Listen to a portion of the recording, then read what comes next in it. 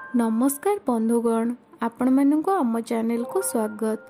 आजिर एही वीडियो रे आमे आपणंकु एमिति लक्षण विषय रे कहिबु जदि कौनसी व्यक्ति भितरे एही लक्षण देखा जाए ताहेले आपण बुझी नेबे जे सेही व्यक्ति उपरे स्वयं महादेवंकर हाथ अछि एवं सेही व्यक्तिर केही भी किछि बिगाड़ी पारिबेनी।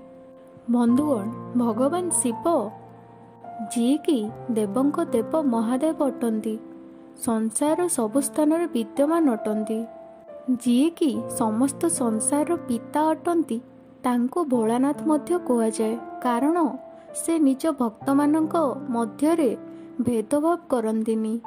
बंधुगण, महात्मा विदुर निज नीतिवाणी रे भगवान शिवंक कृपा प्राप्त व्यक्तिर किछिटा लक्षण विषय रे कहिसंती।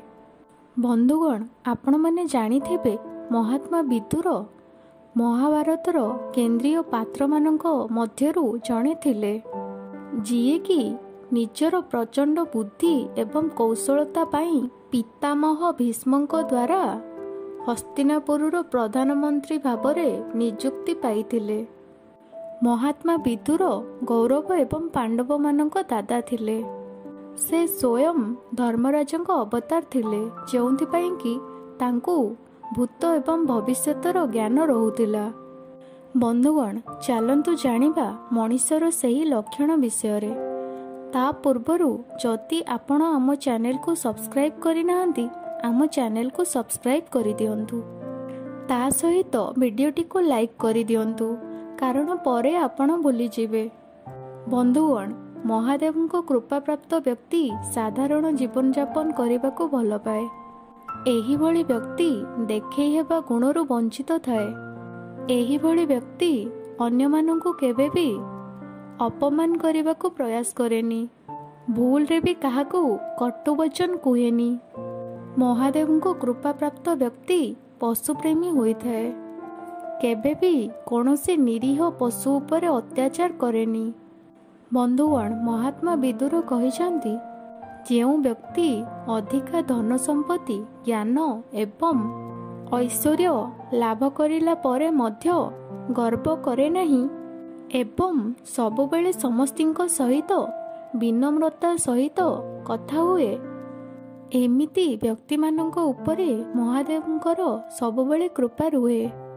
बंधुगण, जेमिति नदी निज जल निजे पिए नहीं, गछ निज फल निजे खाए नहीं, मेघ निजे उत्पन्न करिथिबा फसल निजे खाए नहीं, सेही भली महादेवंको कृपा प्राप्त व्यक्ति निज जीवन पर उपकार रे अतिबाहित करिथाए।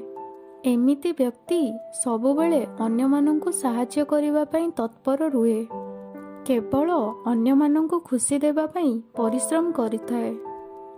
बंधुगण, जेउ भली वृक्षरे फल लागिले ताहा तळकु नई जाइथाए, सेही भली महादेवंको कृपा प्राप्त व्यक्ति प्रसिद्धि पाइला परे मध्य गर्व अनुभव करे नहीं एवं सर्वदा परोपकार ही करिथाए। बंधुगण, महात्मा विदुर आहुरी एहा मध्य कहिसंती जे जेउ व्यक्ति अत्यधिक बलवान हेला परे मध्य क्षमाशील होइथाए, दुर्बल प्राणी उपरे अत्याचार करेनी एवं केबे भी निज बल उपरे गर्व करे नहीं, सेही भली व्यक्ति महादेवंकर प्रिय होइथाए। एहा सहित जेउ व्यक्ति निर्धनी हेला परे मध्य दानशील होइथाए, निज पाखरे धन नथाई मध्य अन्य मानंकु दान देबारे तत्पर होइथाए एवं सबुबेले अन्य मानंकु सहाय्य करिबाकू आगे आसीथाए, सेही भली व्यक्ति मानंक उपरे महादेवंकर सर्वदा कृपा रहिथाए। बंधुगण, जेउ व्यक्ति दुर्लभ जिनिसकू पाइबाकू आशा करे नहीं एवं विपत्ति आसिले विचलित न होई दृढ़तार सहित सामना करिथाए, सेही भली व्यक्ति मानंक उपरे महादेवंकर सर्वदा कृपा रहिथाए। बंधुगण, एही वीडियोटी आपनको किपरि लागिला आमको कमेंट बॉक्स रे कमेंट करी जणांतु।